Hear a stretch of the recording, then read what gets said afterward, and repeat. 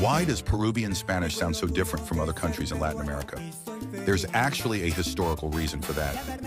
Lima's Spanish is considered one of the clearest dialects in Latin America, and it's no accident.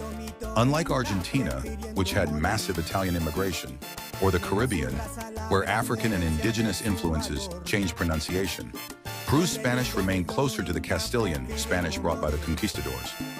But that's not the whole story.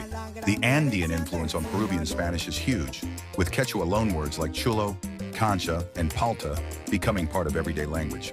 Even pronunciation is unique.